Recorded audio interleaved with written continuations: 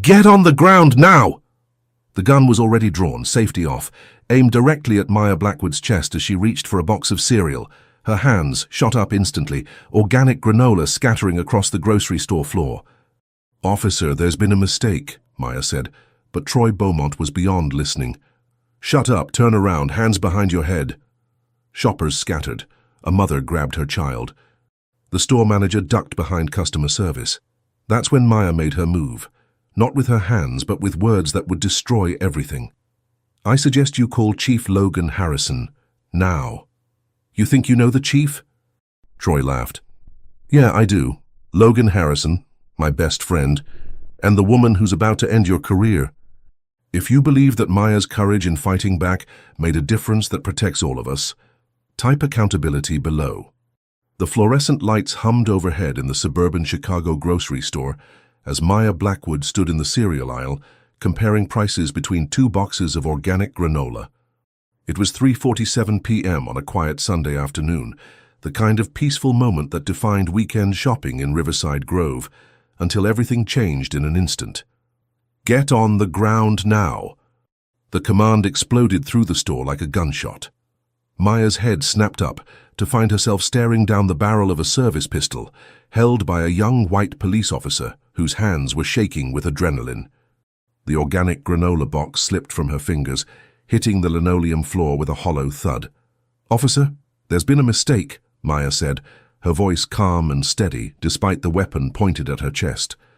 Her hands rose slowly, palms visible, every movement deliberate and non-threatening.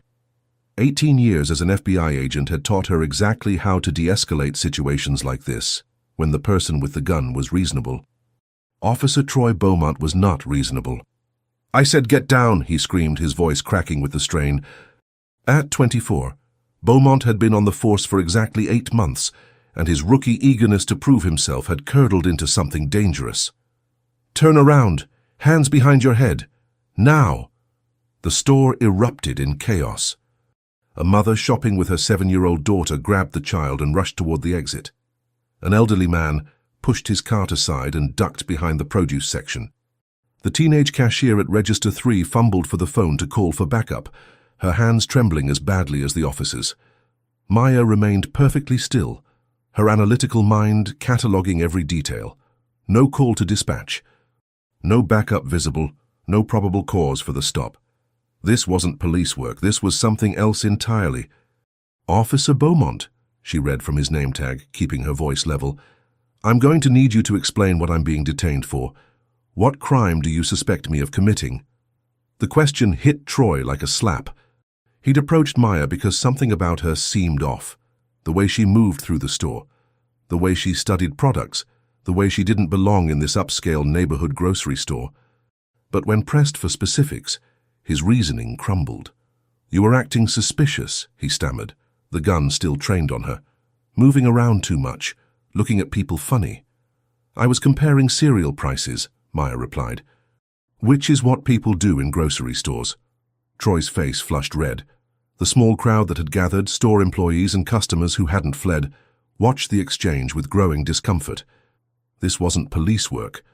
This was harassment, and everyone could see it. "I don't need to explain anything to you," Troy snapped, his authority slipping with every word. "Turn around and put your hands on the shelf." Maya complied, but her mind was racing. She knew her rights better than most defense attorneys. She knew police procedure better than most cops, and she knew exactly what was happening here. Racial profiling, pure and simple. A young black woman in an upscale neighborhood, treated like a threat for the crime of shopping while black. "Am I under arrest?" she asked. "You're being detained for suspicious activity." What specifically was suspicious about comparing cereal prices?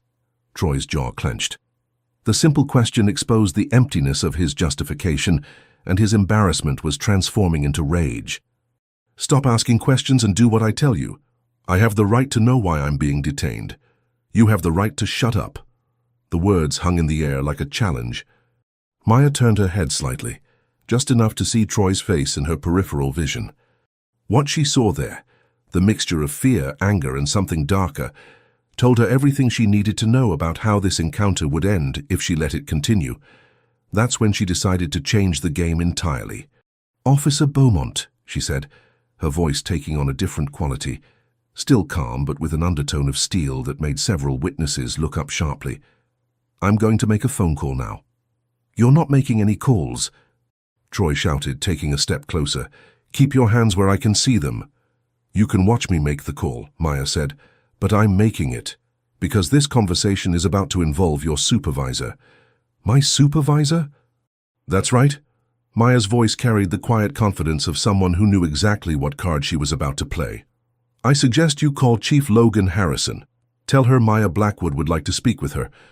The name hit Troy like a physical blow. Chief Harrison, his boss, the woman who could end his career with a single word. And this suspect was claiming to know her personally. But what happened next would shatter everything Troy Beaumont thought he knew about power, authority, and the consequences of his actions. What Troy didn't realize was that Maya wasn't just threatening to call his chief. She was about to prove that some phone calls can destroy everything. The grocery store had become an arena, with Maya and Troy at the center of a circle of nervous witnesses. The afternoon sun streamed through the large windows, casting long shadows across the cereal aisle, where this confrontation had begun. Maya could feel the weight of every stare, every held breath, every person wondering whether they were about to witness something terrible. You think you know Chief Harrison? Troy's laugh was sharp and bitter. Lady, you're about to learn what happens when people lie to cops. Maya slowly reached for her phone, her movements deliberately visible and non-threatening. I'm not lying, Officer Beaumont.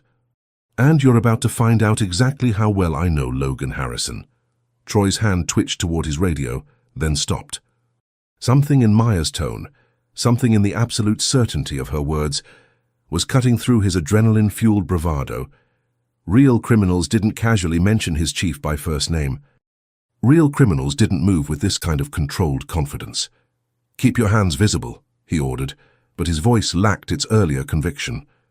Maya held the phone where everyone could see it, including Troy. She didn't need to look at the screen. Logan Harrison had been in her contacts for over a decade, ever since their paths crossed during a joint task force operation targeting organized crime in Chicago's financial district. What had started as a professional partnership had evolved into genuine friendship, built on mutual respect and shared experiences in law enforcement. The phone rang once, twice. Maya. Logan's voice came through clearly, tinged with concern. It was Sunday afternoon, personal time. Maya never called unless it was important. Logan, Maya said, her voice carrying across the now silent store. I'm at Riverside Grove Market on 5th Street. I need you to come down here. What's wrong? Are you okay? Maya glanced at Troy, whose face had gone pale at hearing his chief's voice. I'm fine, but one of your officers has his weapon drawn on me for the crime of shopping for cereal. The silence on the other end of the line stretched for exactly 3 seconds, long enough for Logan Harrison to process what she'd just heard, long enough for the implications to sink in, long enough for her to move from concerned friend to furious police chief. Which officer? Logan's voice had changed completely. Gone was the warm greeting, replaced by the cold authority of a woman who had commanded respect in law enforcement for over 20 years. Maya looked directly at Troy. Officer Troy Beaumont, badge number. She leaned slightly to read his badge, a movement that made Troy instinctively step back. 2847. Another pause, shorter this time. Logan Harrison knew exactly who Troy Beaumont was, one of her newest officers, hired 8 months ago despite some reservations about his psychological evaluation scores. The kind of cop who talked tough in the locker room and treated every interaction like a battle to be won. Maya, don't move, don't say anything else. I'm on my way. How long? 7 minutes, maybe 5 if I hit the lights. Maya ended the call and looked calmly at Troy, whose gun was still drawn but now pointing at the floor. The store manager had emerged from behind the customer service counter, phone in hand, clearly having called 911. 2 more customers had entered through the automatic doors, taken one look at the scene and immediately left. She's coming, Maya said simply. Troy's mind was racing. Chief Harrison was actually coming. Which meant this woman, whoever she was, really did know his boss personally. But that didn't change anything, right? He was a police officer. He had the authority to detain suspicious individuals. His training kicked in, reminding him that civilians sometimes tried to intimidate cops by claiming connections they didn't have. "I don't care who you know," he said, though his voice carried less conviction than before. "You are acting suspicious and I'm within my rights to investigate." Maya nodded slowly. "You absolutely are within your rights to investigate suspicious behavior. Would you like to explain what about comparing cereal prices struck you as suspicious?" It was a simple question, delivered without hostility or sarcasm, but it cut to the heart of the matter with surgical precision. Troy had approached Maya for one reason, and one reason only. Because she was a black woman in a predominantly white neighborhood, and in his limited experience and prejudiced worldview, that was enough. "You were—" Troy started, then stopped. The words that had made sense in his head, "She looked out of place, she was moving funny, she seemed like she didn't belong," sounded exactly like what they were when spoken aloud in front of witnesses. Racial profiling. "I was what, Officer Beaumont?" The question hung in the air like a sword. Around them, the witnesses waited. Some were recording now, phones held discreetly but obviously. This moment, whatever Troy said next, would be preserved forever. Maya could see the exact moment when Troy realized he had no good answer. His face flushed deeper red, and his grip on his weapon tightened. Cornered animals were dangerous, even when the animal was a human being with a badge and a gun. That's when they all heard it, the distant wail of sirens getting closer by the second. But what Chief Harrison found when she arrived would make her question everything she thought she knew about her own department. The sirens grew louder, echoing off the storefronts of the Riverside Grove shopping district. Through the large windows, Maya could see curious pedestrians stopping to stare at the police cars converging on the grocery store. This was the kind of neighborhood where police presence meant minor traffic stops or occasional shoplifting arrests, not armed confrontations in the cereal aisle. Officer Troy Beaumont's radio crackled to life. "Unit 12, what's your status?" Troy fumbled for his radio with his free hand, his service weapon still drawn but no longer pointed directly at Maya. "Unit 12, I have a situation under control. One individual detained for suspicious activity. Copy that. We have reports of an armed officer in the store. Do you need backup?" Maya watched Troy's face cycle through several emotions in rapid succession. Embarrassment that the situation had gotten this much attention. Fear that his actions were about to be scrutinized by multiple witnesses and cameras. And something else, a flicker of realization that maybe, just maybe, he had made a terrible mistake. "Negative on backup," Troy said after a pause. "Situation is under control." But even as he said it, 2 more patrol cars pulled into the parking lot, followed immediately by an unmarked sedan that Maya recognized. Logan Harrison drove like she did everything else, with purpose and barely contained intensity. The store's automatic doors slid open, and 2 uniformed officers entered first, hands resting casually on their weapons, but not drawn. They took in the scene quickly, Troy Beaumont standing with his pistol out, a well-dressed black woman with her hands visible, and about a dozen witnesses scattered throughout the store, most of them recording with their phones. "Beaumont," called Officer Sarah Chen, a 5-year veteran who had tried to mentor Troy during his first months on the force. "What's the situation?" "Suspicious individual," Troy replied, but his voice lacked conviction. "Possible shoplifting." Maya remained silent, following Logan's instructions to the letter, but her eyes tracked every movement, every detail. Officer Chen's skeptical expression. The way the second officer, Rodriguez, was studying the scene with growing confusion. The fact that there was no evidence of shoplifting anywhere, no security tags, no concealed merchandise, no store employees claiming theft. The automatic doors opened again and Chief Logan Harrison entered. At 52, Logan commanded attention without saying a word. She wore civilian clothes, jeans and a Northwestern University sweatshirt, but carried herself with the unmistakable bearing of someone accustomed to authority. Her dark hair was pulled back in a ponytail, and her expression was carefully neutral as she surveyed the scene. Maya had seen Logan angry before, during heated task force meetings and high-stakes operations. But she had never seen her like this, controlled rage barely contained beneath a professional exterior. "Officers Chen, Rodriguez," Logan's voice cut through the store's muzak and nervous whispers. "Lower your weapons and step back. Beaumont, holster your pistol now. Troy hesitated for just a moment, long enough to make his insubordination clear to everyone present. Chief, I said holster your weapon, Officer Beaumont. That's a direct order. The gun went back into its holster, with a sharp click that seemed to echo through the store. Troy's hands were shaking now. Whether from adrenaline or fear, Maya couldn't tell. Logan walked directly to Maya, ignoring Troy completely. Are you hurt? No, Maya replied simply. Just treated like a criminal for shopping. Logan nodded once, then turned to face Troy. The other customers and employees had formed a loose circle around the confrontation, phones still recording, everyone sensing they were witnessing something significant. Officer Beaumont.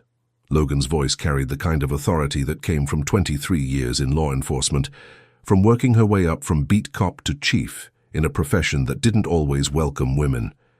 Explain to me why you drew your weapon on a civilian in a grocery store.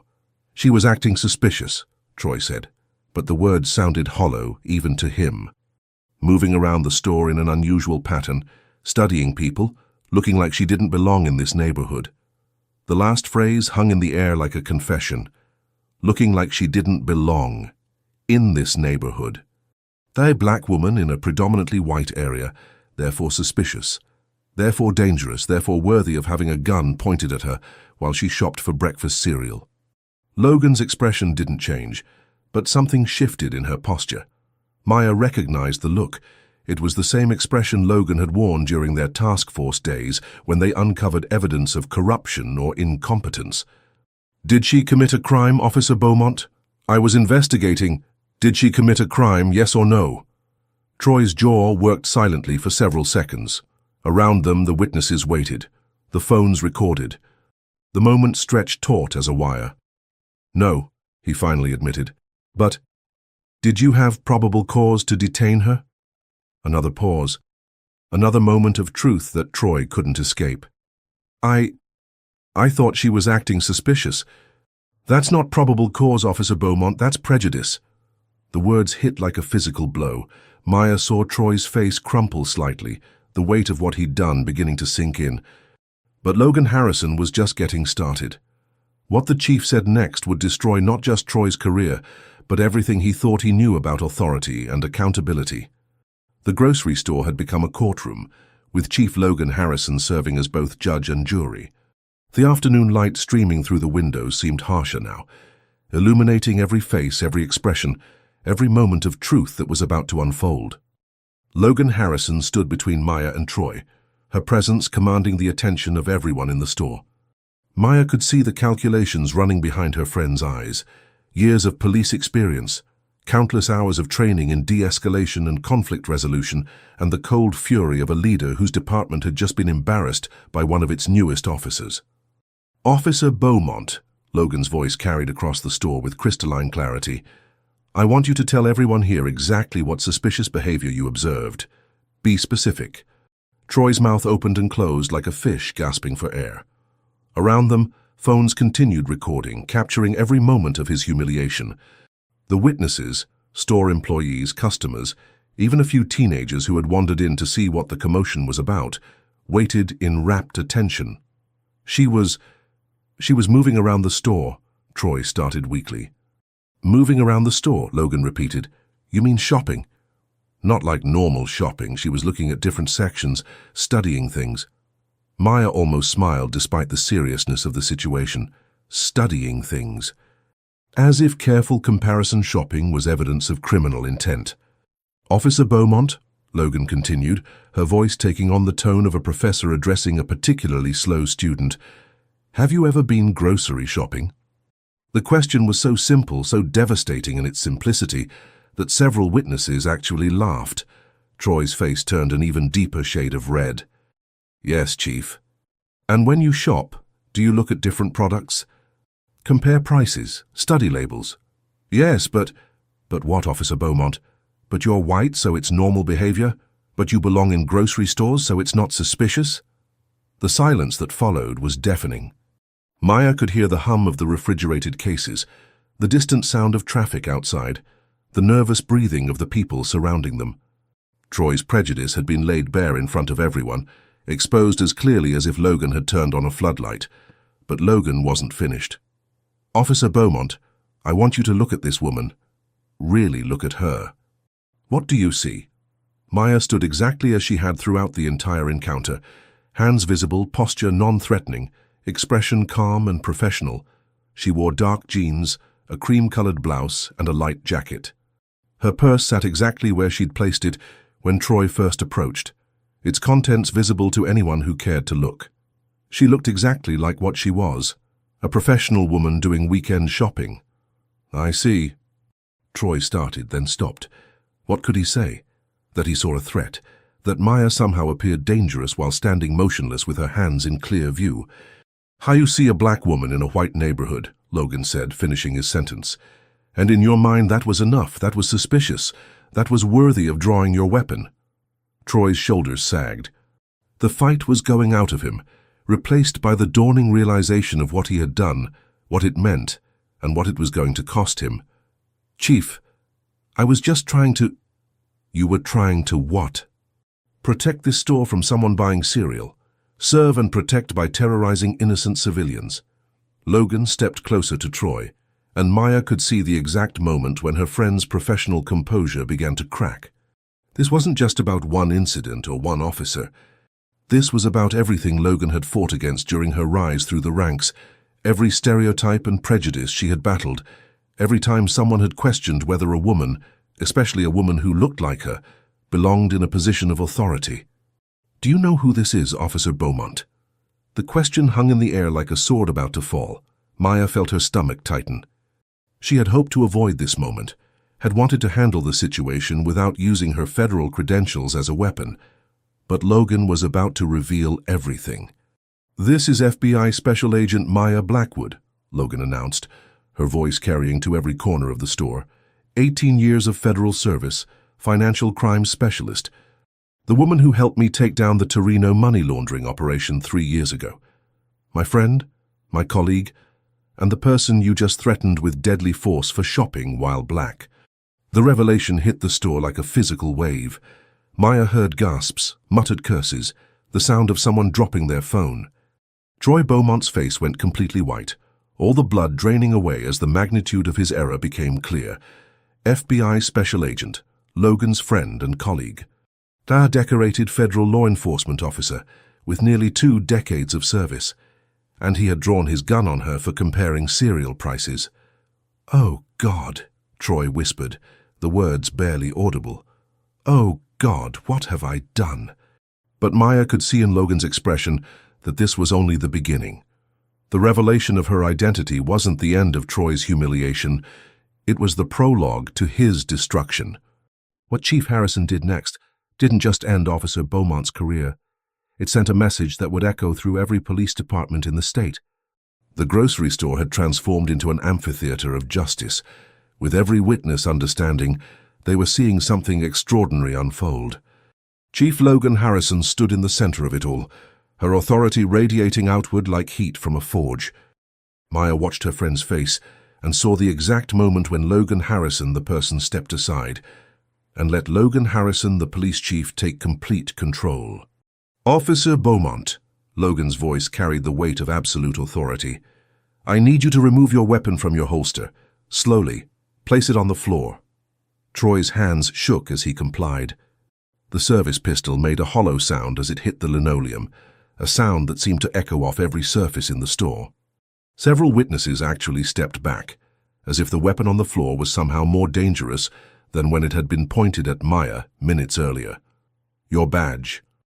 Troy unpinned his badge with fumbling fingers, the small piece of metal that had represented his authority, his identity, his future. It joined his weapon on the floor with a tiny metallic clink that sounded like a career ending. "Your radio." The radio followed, its occasional static now silenced. Maya had seen this ritual before, during her FBI training, during joint operations with other agencies. The stripping of authority was always performed in this order: weapon, badge, radio. The tools of power removed one by one, until nothing remained but a person in a uniform that no longer meant anything. Logan picked up Troy's weapon and handed it to Officer Chen. "Secure this. I want ballistics to check if it was discharged recently." She turned back to Troy. Was your weapon fired during this incident, Officer Beaumont? No, Chief. I never fired. Thank God for small mercies, Logan muttered, loud enough for everyone to hear. Because if you had fired on a federal agent for shopping, we wouldn't be having a conversation about suspension. We'd be talking about federal charges. The word suspension hit Troy like a physical blow. His knees actually buckled slightly, and Maya found herself feeling an unexpected pang of sympathy. She had no love for what Troy had done, but watching someone's entire world collapse in real time was never easy to witness. Logan continued, her voice carrying to every corner of the store. Officer Troy Beaumont, you are hereby suspended from duty, effective immediately pending a full investigation into your conduct. You will surrender all department property, including your vehicle, and report to Internal Affairs at 8 a.m. tomorrow morning. Chief, please. I'm not finished, Logan cut him off. Your actions today constitute a clear violation of departmental policy, civil rights law, and basic human decency. You drew your weapon on an innocent civilian without cause, engaged in what can only be described as racial profiling, and brought shame on this department and everyone who wears the badge. Maya could see the other officers, Chen and Rodriguez, watching their chief with a mixture of respect and concern. They knew this was bigger than one incident, bigger than one bad cop. This was about the reputation of their entire department. Furthermore, Logan continued, I'm ordering a complete review of your academy training, your field training officer reports, and every interaction you've had with the public since joining this force. If we find any other incidents like this, and I suspect we will, you can expect additional charges. Troy's face crumpled. Chief, I have a family. I have a mortgage. This job is everything to me. Logan's expression softened for just a moment, and Maya caught a glimpse of the compassion that had made her such an effective leader. But the moment passed quickly, replaced by the steel that had carried her through decades in law enforcement. Officer Beaumont, you should have thought about your family before you decided to terrorize an innocent woman. You should have considered your mortgage before you drew your weapon without cause. This job should have meant enough to you to do it properly. The words hit Troy like physical blows. Around them, the witnesses continued recording, understanding that they were capturing something historically significant. Maya could already imagine the headlines, the news reports, the social media posts that would spread across the internet within hours.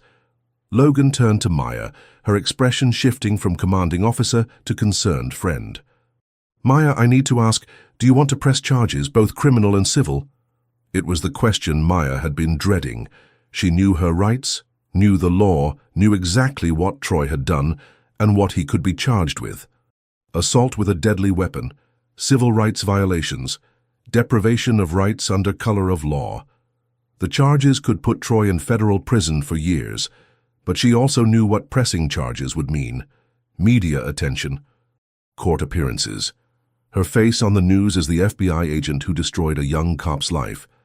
Even though Troy deserved whatever consequences came his way, Maya wasn't sure she wanted to become the poster child for police accountability. I need time to think about it, she said finally. Logan nodded. Take all the time you need, but Maya, don't let him off easy just to avoid the spotlight. What happened here today can't happen to someone else. Troy looked up at Maya with desperate eyes. Please, he whispered. I made a mistake. I'm sorry. I'm so sorry. Maya studied his face, looking for something. Genuine remorse, real understanding, some indication that he truly comprehended what he had done and why it was wrong. What she saw instead was panic, self-pity, and the desperate scrambling of someone who had been caught and was looking for any way out. But what Maya decided next would determine not just Troy's fate, but whether justice would truly be served. The weight of decision settled on Maya's shoulders like a lead blanket. Around her, the grocery store buzzed with quiet tension as witnesses waited to see what the FBI agent would do with her power to destroy or show mercy. Troy Beaumont knelt on the linoleum floor, his career in ruins, his future hanging on Maya's next words. Maya looked at Troy, really looked at him, and tried to see past her own anger and humiliation to understand the man who had terrorized her. He was young, probably younger than her by a decade. His wedding ring caught the fluorescent light as he wrung his hands, Someone's husband, maybe someone's father, a person with hopes and dreams and people who depended on him.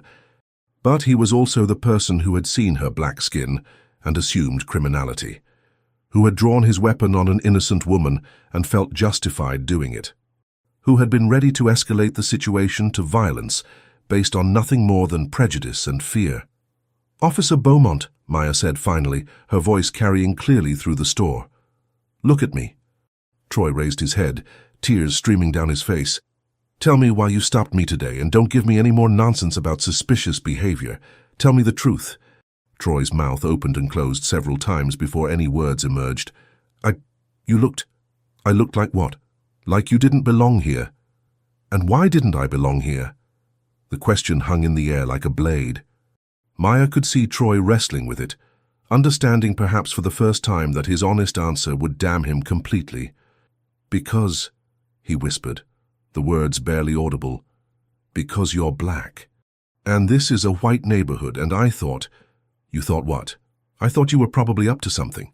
There it was, the truth, ugly and simple and devastating. Troy Beaumont had profiled Maya based solely on her race, had assumed criminality based on nothing but the color of her skin, had been prepared to use deadly force to enforce his prejudice. Maya felt a strange sense of relief wash over her.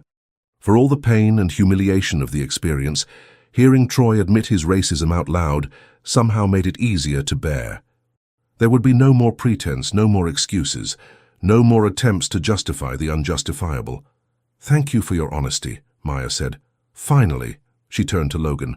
"I want to press charges, all of them." Logan nodded grimly. "Criminal or civil?" "Both.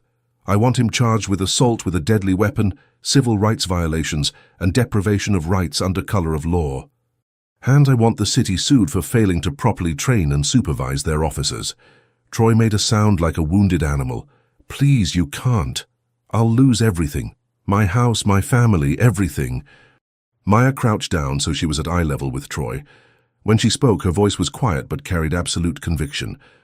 "Officer Beaumont, you drew your weapon on me for shopping while black. You were prepared to arrest me, possibly shoot me because of the color of my skin. You terrorized me in front of dozens of witnesses because you couldn't imagine that a black woman might legitimately belong in your white neighborhood." She paused, letting the words sink in. "Now imagine if I hadn't been an FBI agent. Imagine if I'd been a teacher, or a nurse, or a student, or just a mother trying to buy groceries for her family. Imagine if I hadn't had Chief Harrison's number in my phone. What would have happened to me then?" Troy's face crumpled as the implications hit him. Without Maya's credentials, without her connections, without her knowledge of the law and police procedure, this encounter could have ended very differently. Maya could have been arrested on false charges, roughed up, even shot if she had made any move that Troy interpreted as threatening. "How many other people have you done this to?" Maya continued. "How many other black people have you harassed, intimidated, or worse? How many times have you let your prejudice guide your policing?" I don't... Of course you don't remember, because to you, we all look suspicious. We all look like we don't belong. We're all potential criminals in your eyes." Maya stood up, her decision crystallizing with each word. "You're not sorry you did it, Officer Beaumont. You're sorry you got caught. You're sorry you picked on someone who could fight back, but you're not actually sorry for the racism, the profiling, the abuse of power." Logan stepped forward. "Maya, the prosecutors are going to want a statement. Are you prepared for this to become public?" Maya thought about the implications. News coverage, social media attention, her name and face associated with another viral police misconduct case. Part of her wanted to avoid the spotlight, to handle this quietly, and let Troy face the consequences without making herself a public figure. But then she thought about all the Maya Blackwoods who didn't have FBI badges, who didn't have police chiefs as personal friends, who faced Troy Beaumonts every day and had no recourse, no protection, no voice. "Yes," she said firmly, "I'm prepared. This story needs to be told." But what Maya didn't know was that her decision would trigger a chain of events that would expose a pattern of misconduct that went far beyond one racist cop. Within 6 hours of the incident at Riverside Grove Market, Maya's decision to press charges had set in motion a machine of justice that moved with the precision of a federal investigation. She sat in the FBI field office downtown, giving her statement to Special Agent Rebecca Torres, while internal affairs investigators from the Chicago PD worked parallel tracks in the building next door. "Agent Blackwood," Torres said, looking up from her notes, "I have to ask, are you prepared for the media attention this is going to generate? A decorated FBI agent racially profiled by local police? This is going to be front-page news." Maya had been thinking about exactly that question since leaving the grocery store. She'd gone home, showered, changed clothes, and tried to process what had happened to her. But every time she closed her eyes, she saw Troy Beaumont's gun pointed at her chest, heard his voice demanding she get on the ground, felt the humiliation of being treated like a criminal for the crime of shopping while black. "Agent Torres, in 18 years with the Bureau, I've been shot at by arms dealers, threatened by money launderers, and had my life put at risk by some genuinely dangerous people. But I've never felt as vulnerable as I did today in that grocery store, staring down the barrel of a gun held by someone who was supposed to protect and serve." Maya paused, collecting her thoughts. The FBI field office felt familiar and safe after the chaos of the afternoon, but she couldn't shake the memory of those terrifying minutes when her life had been in the hands of an unstable, prejudiced rookie cop. If this helps prevent what happened to me from happening to someone else, someone who doesn't have a badge or connections or the resources to fight back, then yes, I'm prepared for whatever media attention comes with it. Torres nodded and made another note. "The Civil Rights Division is already interested in this case. Preliminary review suggests we're looking at clear violations under 18 U.S.C. 242, deprivation of rights under color of law. With your federal status, this becomes a priority case." Across town, in the Internal Affairs Office of the Chicago Police Department, Detective Lieutenant Sarah Morrison was conducting her own investigation into Troy Beaumont's conduct. What she was finding in his personnel file was deeply troubling. "Chief Harrison," Morrison said over the phone, "we need to talk. It's about Beaumont's record." Logan, who had spent the past 2 hours fielding calls from reporters, city officials, and the mayor's office, felt her stomach drop. "What did you find?" 3 complaints in 8 months, all from people of color.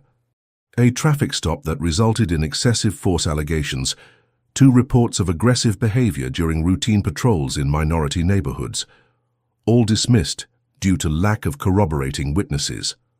Logan closed her eyes.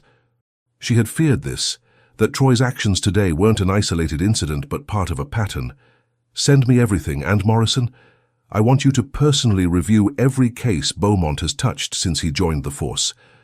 "Already on it, Chief. But there's something else. Beaumont's field training officer evaluation from 6 months ago. Officer Patricia Davis noted concerning attitudes toward minority civilians and recommended additional diversity training. The recommendation was filed but never implemented." The implications hit Logan like a punch to the gut. The department had been warned about Troy Beaumont's racial bias 6 months ago, and they had done nothing. Now an FBI agent had been terrorized in broad daylight, and the department's negligence was about to become a federal case. Back at the FBI office, Maya was reviewing security footage from the grocery store that had been provided by the manager. Watching herself from multiple camera angles, seeing the incident play out in grainy digital clarity, was both vindicating and traumatic. "Look at this," she said to Torres, pointing to the timestamp. 1:47 p.m. I enter the store. 1:52. I reach the cereal aisle. 1:53. Beaumont approaches. There's literally nothing between those timestamps except normal shopping behavior. Torres leaned closer to the screen. And here's where he draws his weapon.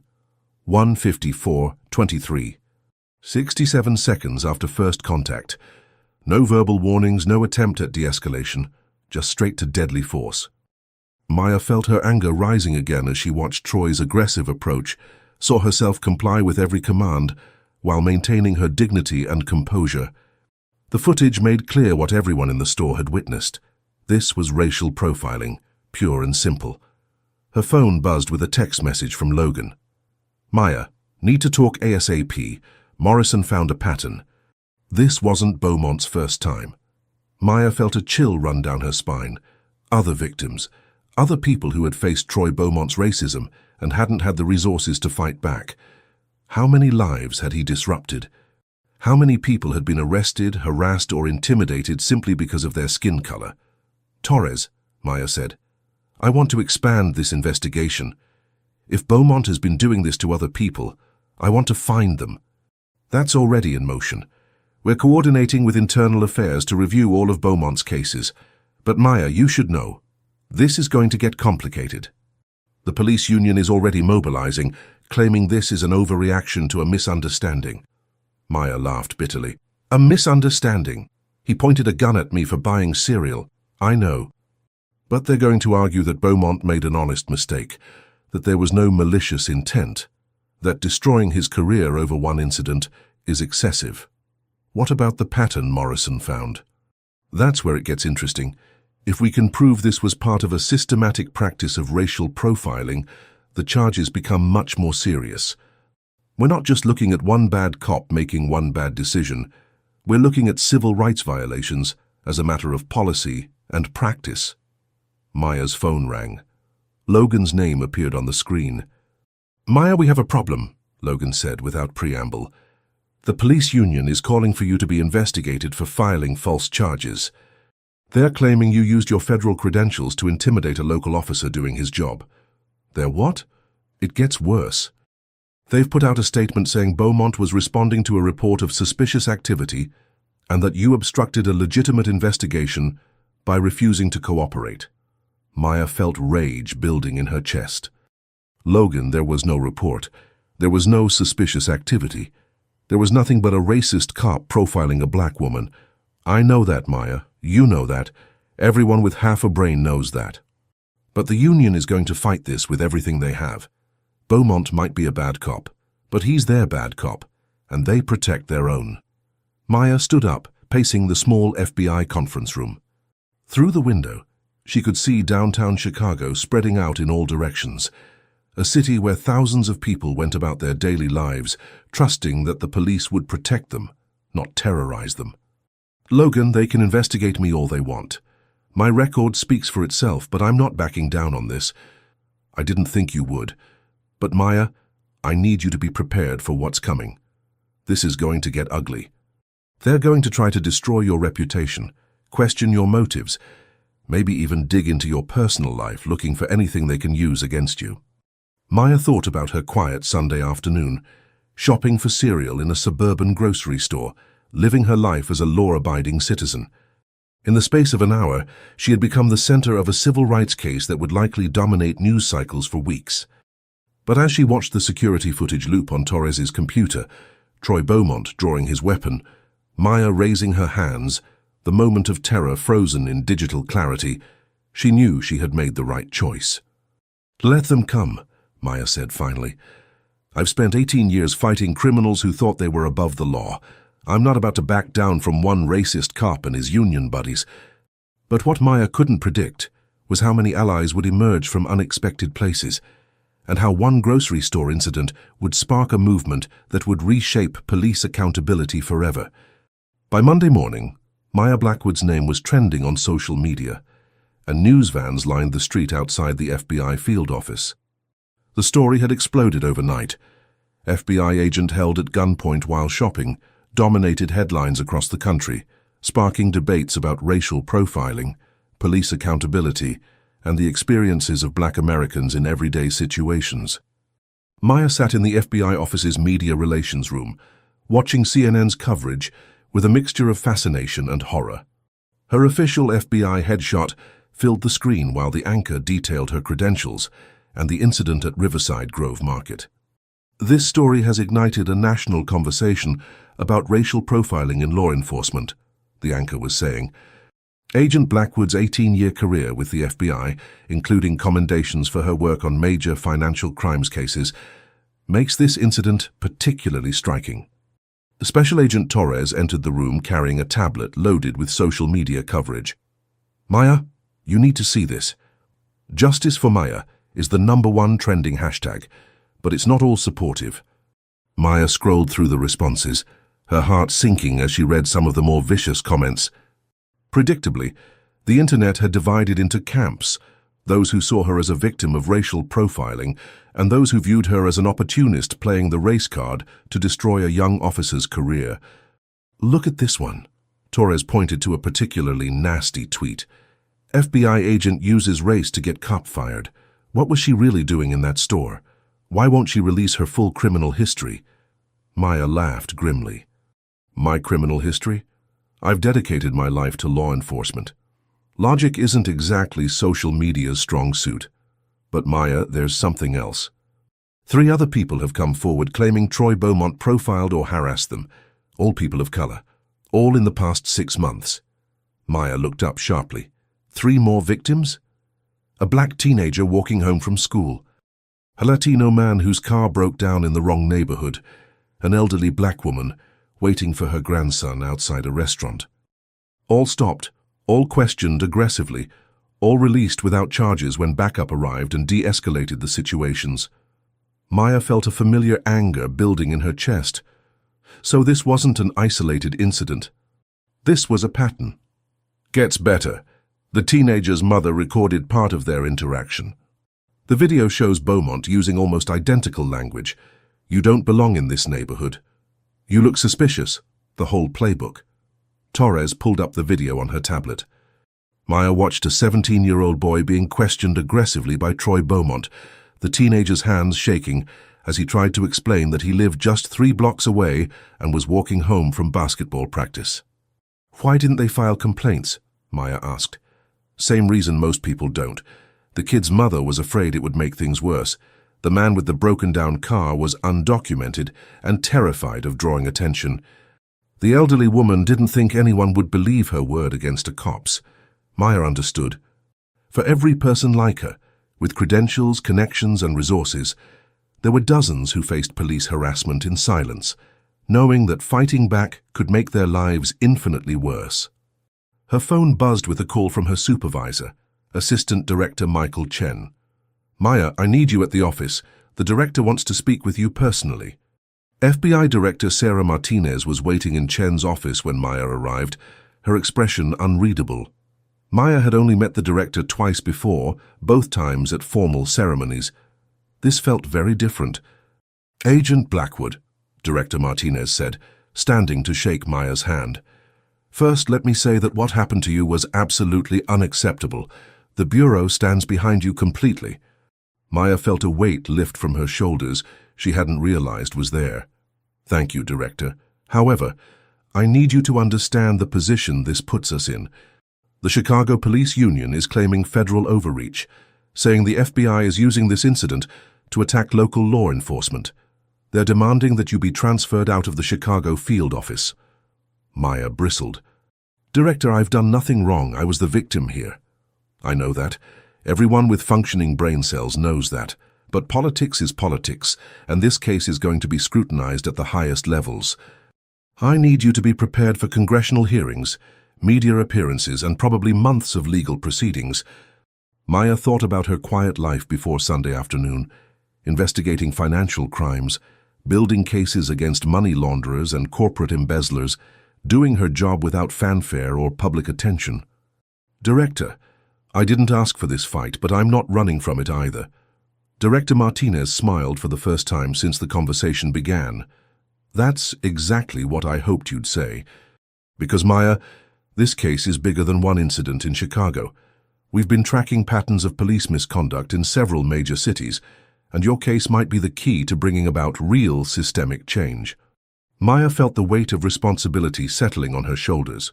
"What do you need me to do?"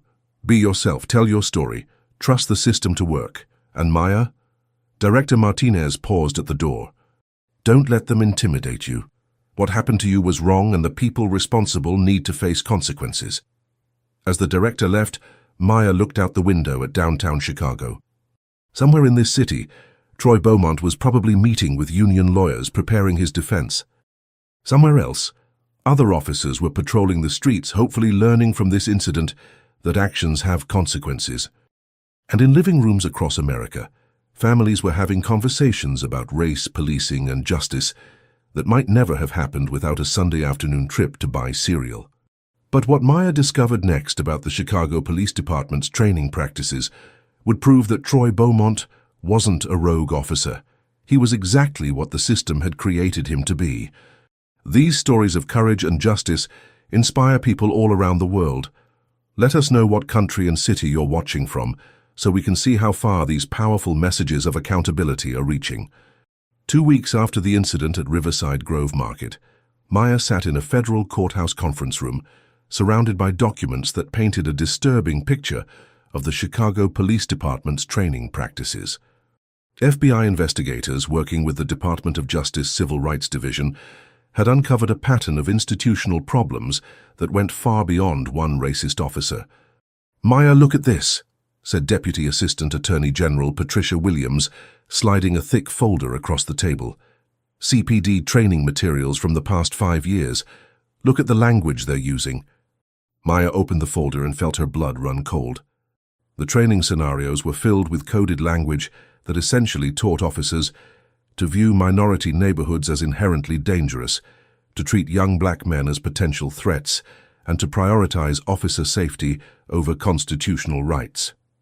"Urban patrol strategies," Maya read aloud from one manual. "High crime demographic indicators, cultural awareness in enforcement situations." "This isn't training. This is systematic racial profiling disguised as police procedure." Williams nodded grimly. "It gets worse. We've interviewed 12 officers who went through the same training program as Beaumont. 7 of them admit that the training heavily emphasized what they called pattern recognition, essentially teaching them to make assumptions based on race, age, and location." Maya flipped through page after page of training materials, each one more damning than the last. Scenarios that portrayed black teenagers as likely drug dealers. Case studies that presented Latino men as probable gang members. Best practices that encouraged officers to approach minority citizens with elevated caution and suspicion.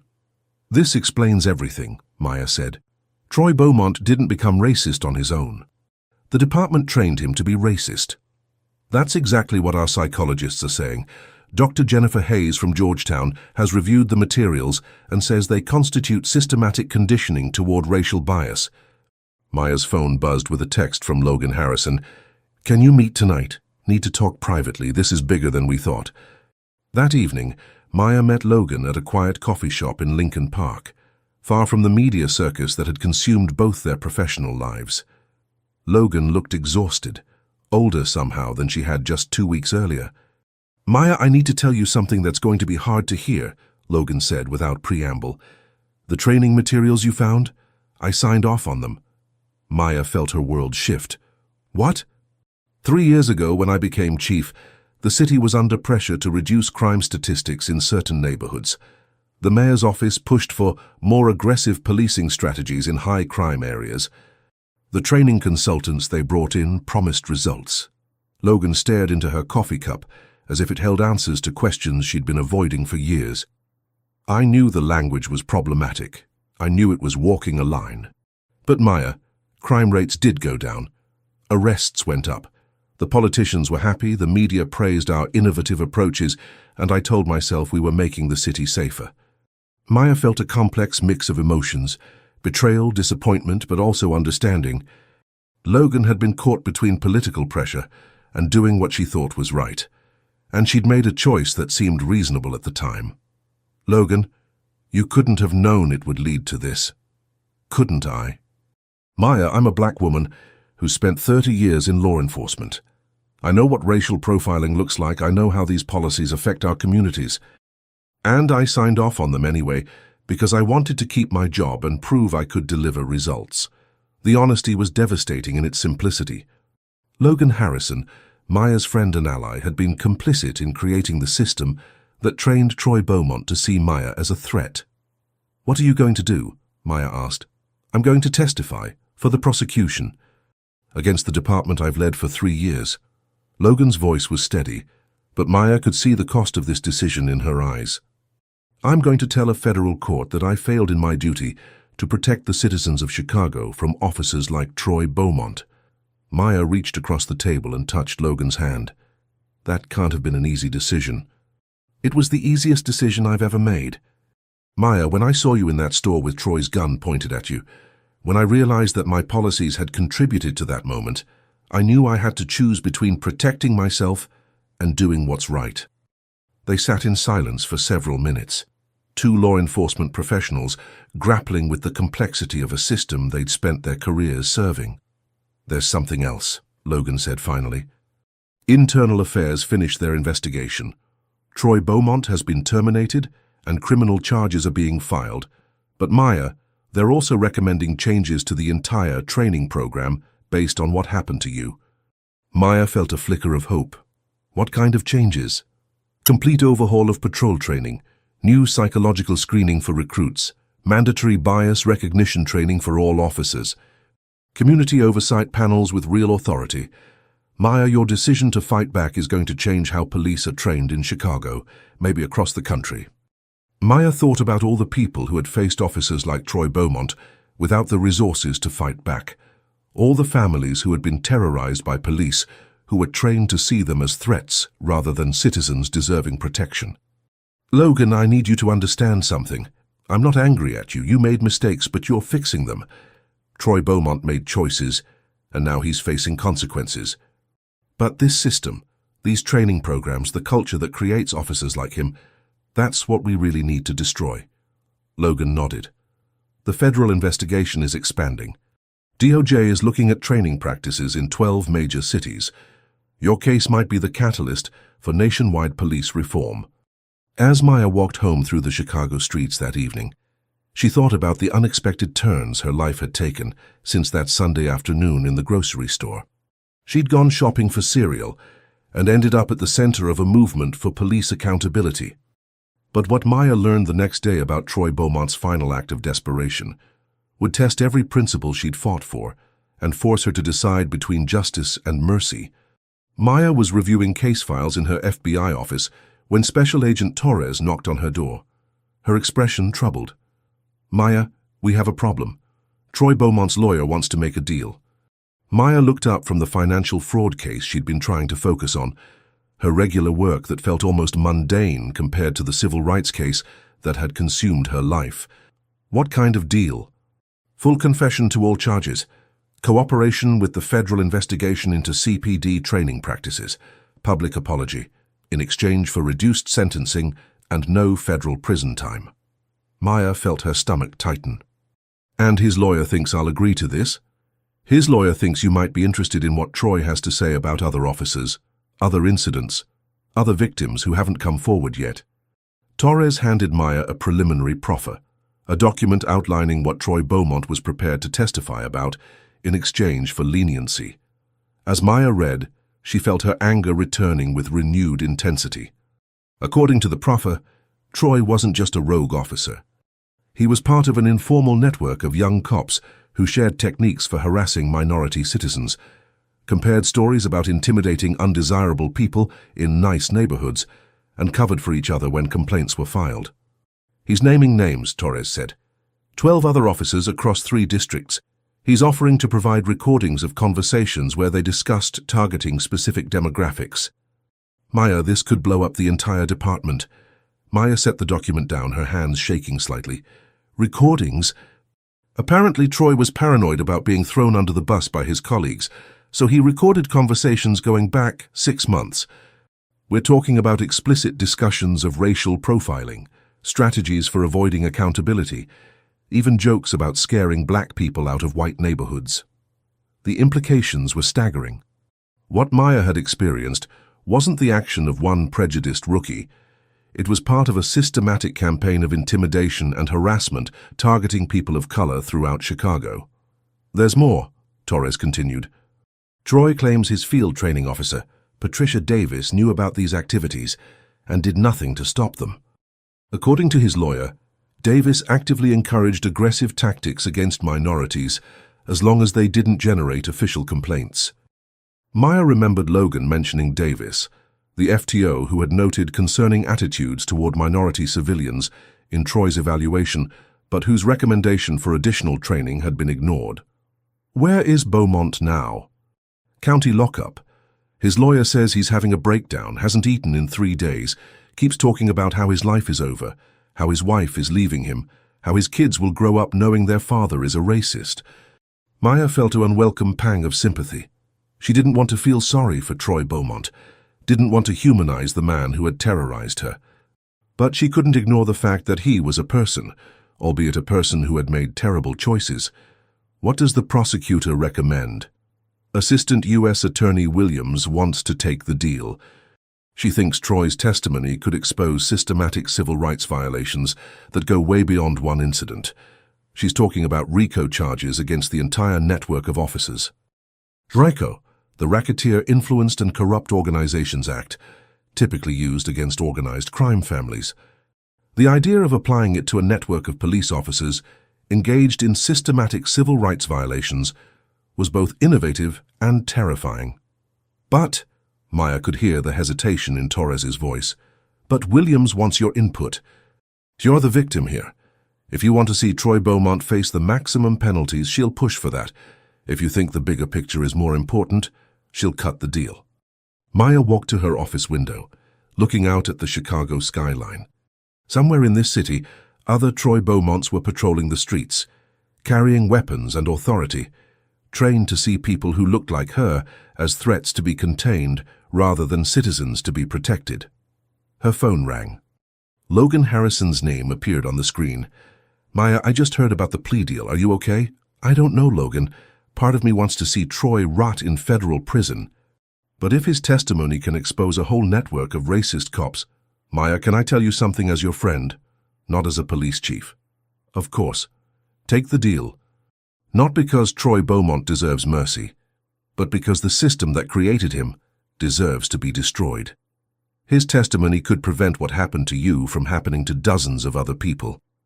Maya understood Logan's reasoning, but she couldn't shake the image of Troy pointing his gun at her, couldn't forget the terror she'd felt in those moments when her life hung in the balance of one man's prejudice and poor training. Logan, there's something I need to know. When you testify for the prosecution, are you going to recommend the plea deal? The pause on the other end told Maya everything she needed to know. Yes, Logan said finally. Maya, I helped create the monster that attacked you. The least I can do is help destroy the system that creates more monsters. That evening, Maya met with Prosecutor Williams at the federal building to discuss the plea agreement. The terms were specific. Troy would plead guilty to deprivation of civil rights, serve 18 months in county jail, face 5 years of probation, and never work in law enforcement again. In return, he would provide complete testimony about the network of officers, turn over all recordings, and cooperate with ongoing investigations. Agent Blackwood, Williams said, I need to be clear about what this means. If we take this deal, Troy Beaumont serves less than 2 years for pointing a gun at a federal agent. Some people are going to see that as justice denied. Maya thought about all the factors at play. Justice for herself versus justice for future victims, punishment for one officer versus reform of an entire system, personal satisfaction versus broader social change. If I agree to this deal, what guarantees do I have that the information Troy provides will actually be used to reform the department? The Department of Justice is already preparing a consent decree, a court-supervised agreement that will force the Chicago Police Department to implement specific reforms. Troy's testimony will provide the evidence we need to make those reforms comprehensive and enforceable. Maya felt the weight of decision pressing down on her. Everything that happened next, Troy's fate, the reform of police training, the future safety of citizens like her, hung on her choice. Maya's decision would determine not just Troy's future, but whether justice means punishment or prevention, and what she chose would surprise everyone. Maya sat alone in her apartment that night, staring at the plea agreement that could reshape Chicago policing forever. The document represented a choice between personal justice and systemic change, between punishing one bad actor and preventing future victims. Her phone buzzed with messages from reporters, activists, and concerned citizens, all wanting to know what she would decide. The case had become a symbol of something larger than one grocery store incident, and Maya found herself reluctantly thrust into the role of spokesperson for police accountability. She called her mother in Atlanta, needing to hear a familiar voice in the chaos her life had become. Maya, baby, I saw you on the news again. How are you holding up? I'm tired, Mom. Tired of being the poster child for police reform. tired of having my worst day broadcast for the world to see, tired of deciding whether a racist cop deserves mercy. Her mother was quiet for a long moment. "Maya, do you remember when you were 8 years old and that boy at school kept pulling your hair?" Maya smiled despite herself. "Marcus Williams. You made me handle it myself instead of going to the teacher." "That's right. You want to know why?" "Because you said I needed to learn to stand up for myself." "No, baby. Because I knew that if you handled it right, Marcus would never pull another little girl's hair again. It wasn't about you. It was about every girl who came after you." Maya felt tears stinging her eyes.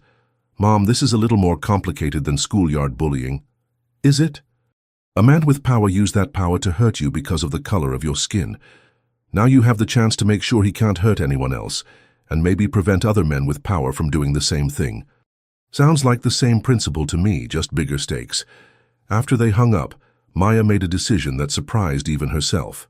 She called Assistant U.S. Attorney Williams. "I'll accept the plea deal," Maya said. "But I have conditions." "What conditions?" "First, Troy Beaumont doesn't just testify in closed hearings.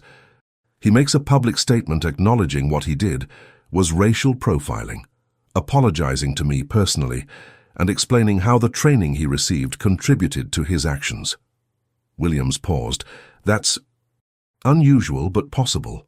What else?" "Second, part of his probation includes community service, specifically speaking at police academies across the country about the consequences of racial bias in policing." "Maya, that's going to be a tough sell to the defense." "Then let them reject the deal. I'm not interested in quiet justice. If Troy Beaumont wants mercy, he earns it by helping fix the system that broke him." "And third?" Maya took a deep breath. "The money from any civil lawsuit against the city doesn't come to me. It goes toward establishing a fund for victims of police misconduct who can't afford legal representation."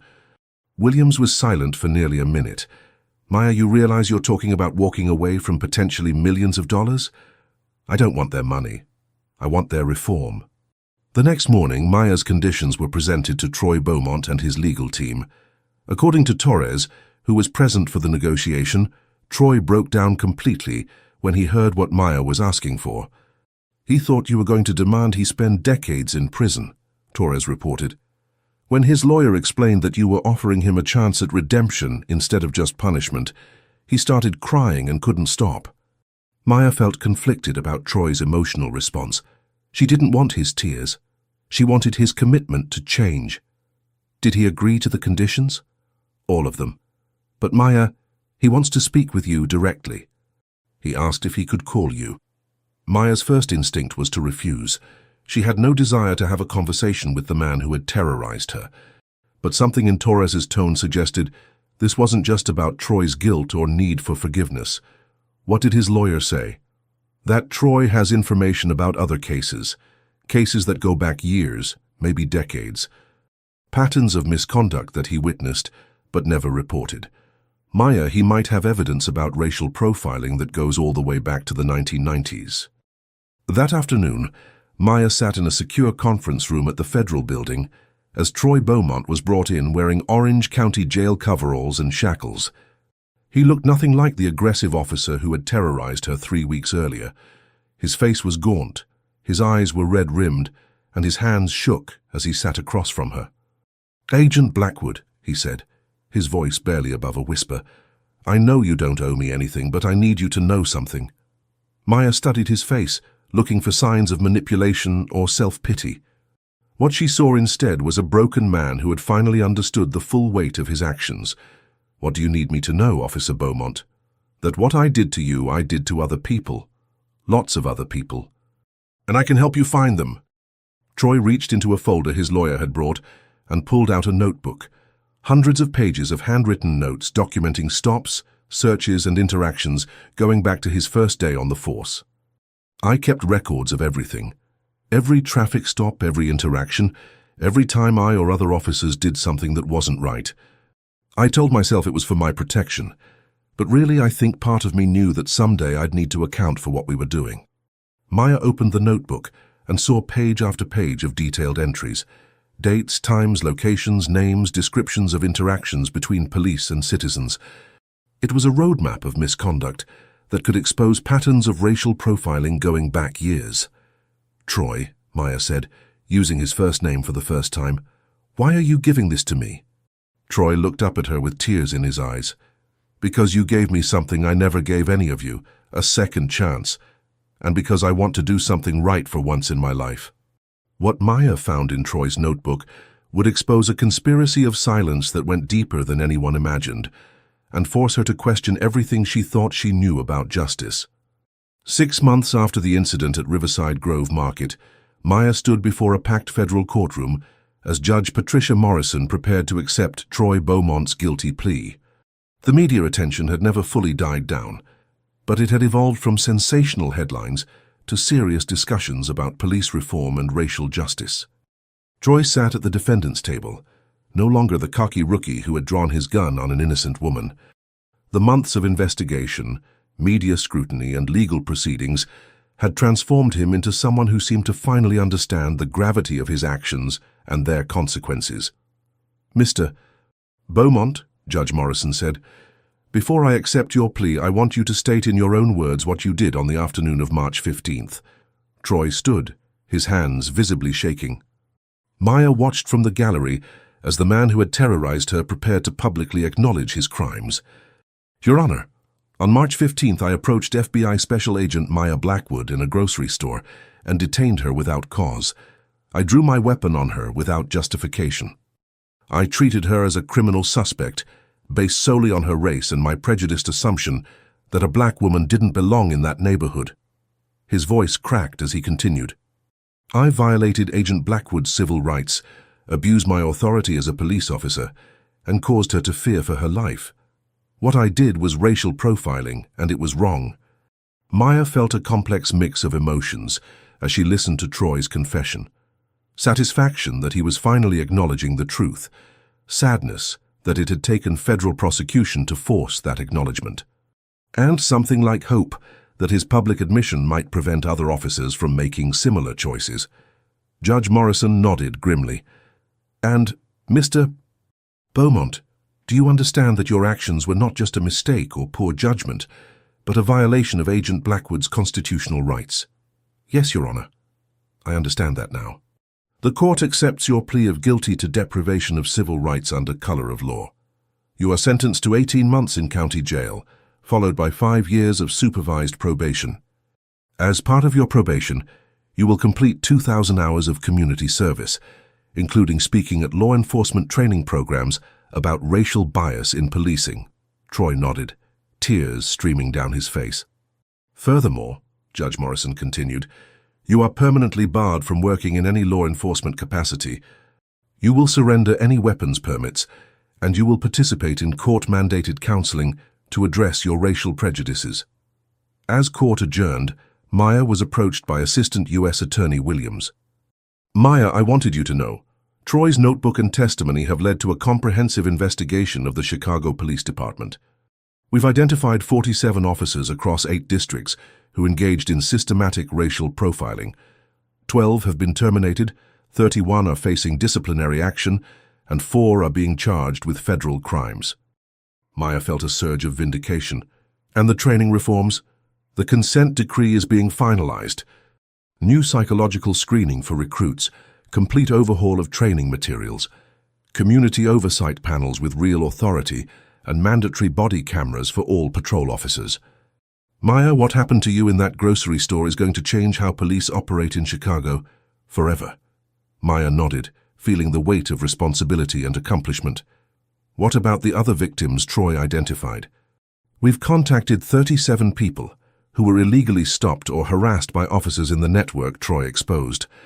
18 are pursuing civil lawsuits, and the city has already settled with 12 families for a total of $4. $2 million. Outside the courthouse, Maya was met by a small crowd of supporters and reporters. Chief Logan Harrison was waiting by her car, no longer in uniform, but wearing a simple business suit. "Logan?" Maya was surprised to see her former friend, who had resigned as police chief 2 months earlier as part of the fallout from the investigation. "I wanted to be here for the sentencing," Logan said, "and to tell you something." They walked away from the crowd, finding a quiet spot in the courthouse plaza. Maya, I testified yesterday before the City Council about police reform. They've asked me to head up the new Civilian Oversight Board to help design the accountability systems that should have prevented what happened to you. Maya felt a surge of hope. And you said yes? I said I'd do it on one condition, that you agree to serve on the board with me. Maya, I helped create the system that failed you. I want you to help me build the system that protects everyone. Maya considered the offer. It would mean giving up her FBI career, leaving behind the financial crimes investigations that had defined her professional life, and taking on a very public role in police reform. Logan, I never wanted to be the face of police accountability. I just wanted to buy cereal without being terrorized. Logan smiled sadly. I know. But Maya, you've already become that face whether you wanted it or not. The question is whether you use that platform to make real change. 3 months later, Maya stood before the Chicago City Council as the newly appointed Director of Police Accountability, delivering her first quarterly report on department reforms. In the 6 months since the Riverside Grove Market incident, she began, this city has implemented the most comprehensive police reform program in the nation. We have retrained over 3,000 officers in constitutional policing, established citizen review panels in every district, and created early warning systems to identify problematic behavior before it escalates. She looked out at the packed council chambers, seeing familiar faces, community activists, police officers, city officials, and ordinary citizens who had been following her story since that Sunday afternoon. But statistics don't tell the whole story. The real measure of our success isn't in the reports or the reformed policies. It's in the experiences of people who interact with police every day. It's in the grocery stores and traffic stops and school visits, where officers remember that their job is to protect and serve all citizens, regardless of race. After the meeting, Maya walked to her car through the same Chicago streets, where Troy Beaumont had once patrolled. The city looked the same, but she knew something fundamental had changed. Police officers now wore body cameras that couldn't be turned off. Every stop was recorded, every interaction documented. New recruits underwent extensive bias training, and veteran officers participated in community dialogue sessions. Her phone buzzed with a text message from an unknown number. Agent Blackwood, you don't know me, but I wanted to thank you. Last week I was pulled over for a broken taillight. The officer was professional, respectful, and didn't make me fear for my life. I'm a black father of 2, and for the first time in years, I didn't have to worry about whether I'd make it home. Thank you for fighting for all of us. Marcus Johnson. Maya felt tears welling up in her eyes. This was why she had endured the media scrutiny, the death threats from Troy's supporters, the upheaval of her entire life. Not for personal vindication, but for Marcus Johnson and his children, and thousands of other families who deserve to live without fear of the people sworn to protect them. 6 months after that, Maya received an unexpected phone call from the White House. The president was establishing a national task force on police reform, and they wanted her to chair it. Ma'am, I appreciate the offer, but I'm committed to the work here in Chicago, Maya told the president's aide. The president understands, Director Blackwood. But she wanted me to tell you that what you've accomplished in Chicago is exactly what we need to replicate nationwide. Your experience, both as a victim of police misconduct and as a reformer, makes you uniquely qualified to lead this effort. Maya thought about the scope of the challenge. Chicago was one city with 12,000 officers.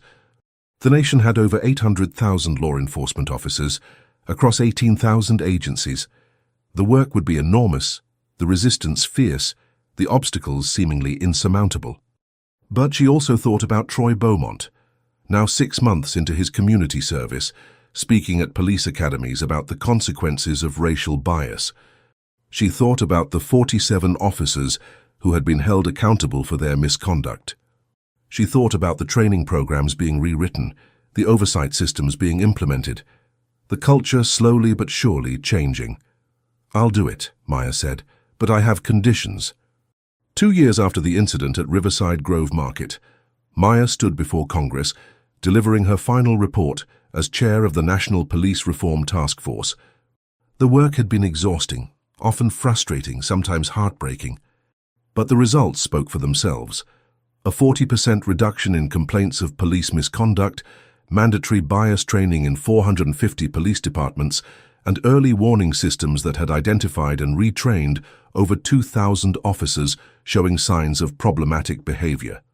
Madam Chairwoman, asked Congressman Rodriguez during the hearing, do you believe the reforms you've implemented will prevent incidents like what happened to you from occurring again? Maya considered the question carefully. Congressman, I can't promise that racial profiling will never happen again. Bias is a human failing and police officers are human, but what I can promise is that when it does happen, there will be consequences. Officers who engage in misconduct will be held accountable. Victims will have recourse, and departments will be required to examine their practices and make changes. She paused, thinking about her journey from victim to reformer. 2 years ago, I was just a federal agent buying cereal on a Sunday afternoon. I never wanted to become a symbol or a spokesperson or a reformer. But sometimes life chooses our battles for us. And when it does, we have a choice. We can let injustice define us, or we can use our experience to redefine justice for others. That evening, Maya walked through Lincoln Park, the same neighborhood where she had met Logan Harrison to discuss the plea agreement that had changed everything. Her phone rang, a reporter wanting a comment on the latest police reform legislation working its way through Congress. No comment tonight, Maya said, declining the interview. I'm just a person taking a walk in her city. But as she walked past families having picnics, teenagers playing basketball, elderly couples feeding ducks in the pond, Maya knew that her story had become part of something larger. Every person in that park could walk through their city with a little more confidence that the police who served them had been trained to see them as citizens deserving protection, not threats to be contained. The reforms weren't perfect, the work wasn't finished, but change had begun, one grocery store incident, one conversation, one reformed policy at a time. Maya's phone buzzed with another message, this one from Troy Beaumont. Director Blackwood, I spoke at the Detroit Police Academy yesterday. 200 recruits heard about what I did to you and why it was wrong. Thank you for giving me the chance to be part of the solution instead of just part of the problem. Troy. Maya stared at the message for a long time. Troy's path to redemption was far from complete, and she would never forget the terror she had felt staring down his gun barrel. But his willingness to speak publicly about his mistakes, to help train the next generation of officers, represented something that might be even more powerful than punishment. Genuine transformation. As she reached her apartment, Maya reflected on the unexpected turns her life had taken. She had lost her anonymity, her quiet FBI career, and her faith in the system she had spent 18 years serving. But she had gained something perhaps more valuable, the knowledge that one person, in one moment of crisis, could choose courage over convenience and create change that ripples far beyond their own experience. Maya turned on the news as she prepared dinner, half expecting to see another story of police misconduct, another family demanding justice, another community calling for reform. Instead, she saw a feature story about a police officer in Portland who had de-escalated a potentially violent situation using techniques from the new national training curriculum. The officer, a young black woman, credited her academy training with teaching her to see every citizen as someone deserving respect and protection. We learn that our job isn't to control people, the officer said into the camera. It's to serve them, and you can't serve people you don't respect. Maya smiled, recognizing the language from the training material she had helped develop. The ripple effects of that Sunday afternoon in the grocery store continued to spread, touching lives in ways she would probably never know. Her doorbell rang, interrupting her thoughts. Maya opened the door to find a delivery driver holding a small package. Maya Blackwood? That's me. Package for you. Have a nice evening. Maya examined the return address. It was from a law firm in Atlanta. Inside, she found a letter and a small wooden plaque. Director Blackwood, the letter read. Our firm represented the family of Marcus Williams in a wrongful death lawsuit against the Atlanta Police Department. Marcus was killed during a traffic stop 2 years ago by an officer who claimed he looked suspicious.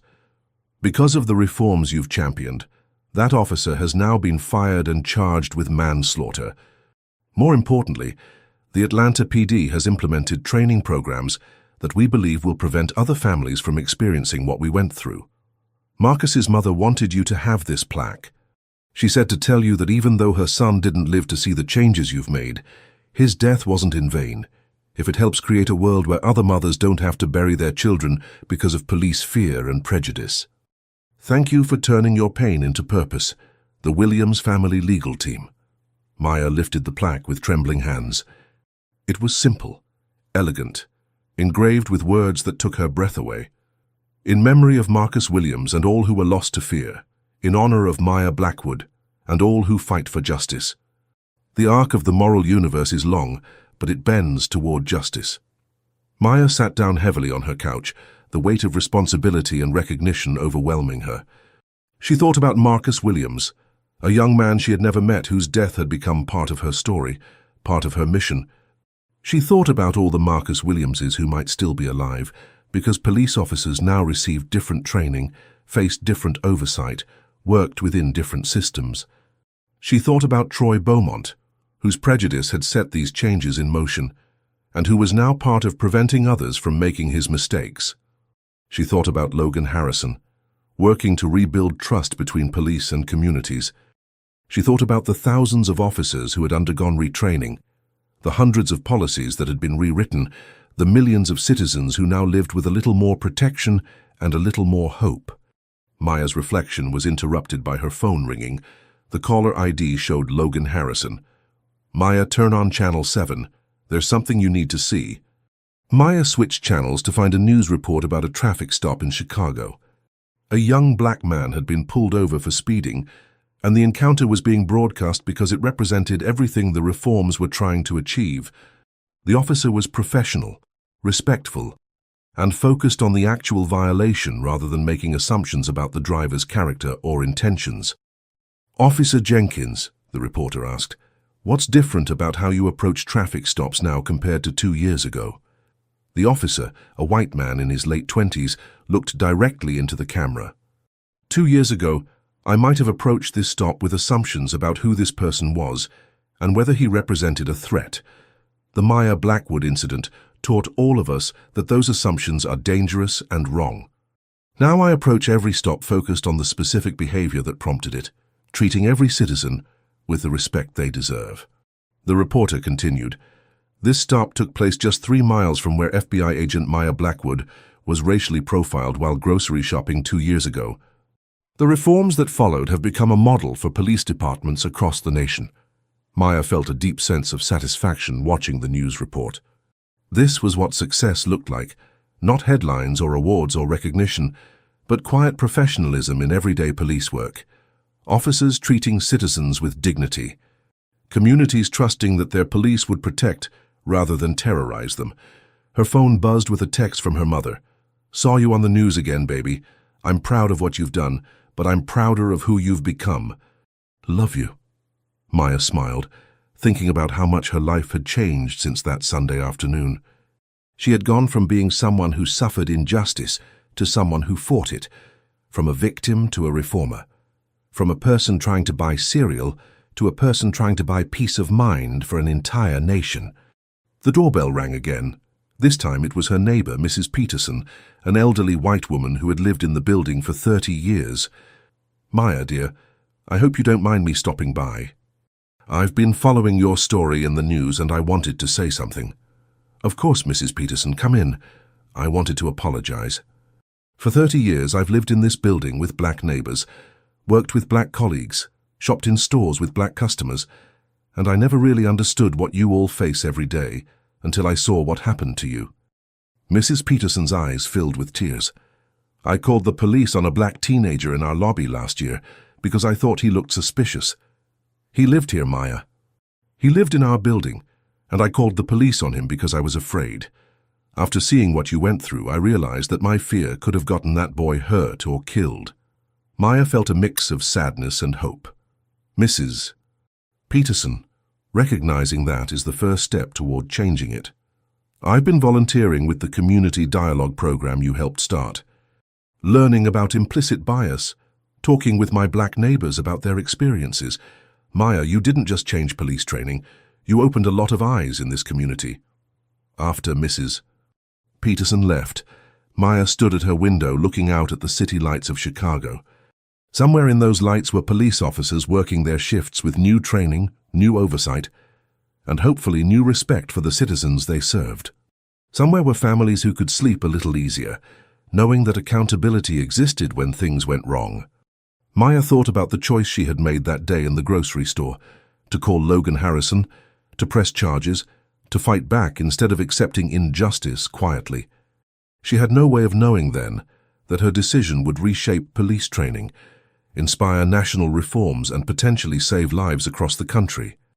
But as she prepared for bed, Maya realized that the most important change wasn't in policy or training or oversight systems. It was in the simple recognition that every person, regardless of race, age, or background, deserved to shop for cereal, walk through their neighborhood, or drive to work without fear of being brutalized by those sworn to protect them. Tomorrow she would return to work, continuing the long process of reform and accountability. There would be more resistant departments, more officers who needed retraining, more communities demanding justice.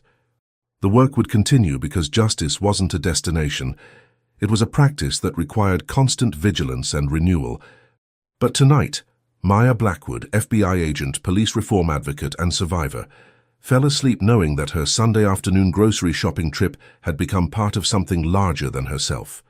She had taken her pain and transformed it into purpose, her victimization into victory for countless others. And in the morning, somewhere in America, a police officer would approach a citizen with respect instead of suspicion. A family would feel safe in their own neighborhood, and a mother wouldn't have to fear for her child's life during a simple interaction with law enforcement. That was Maya's legacy. That was her justice. That was her undeniable tale. Thank you to everyone who typed accountability, and to all who shared their locations from around the world. Your global support means everything. If these stories inspire you, please subscribe to join our community and help us share more incredible tales of courage and justice. Until next time, keep believing in the power of truth.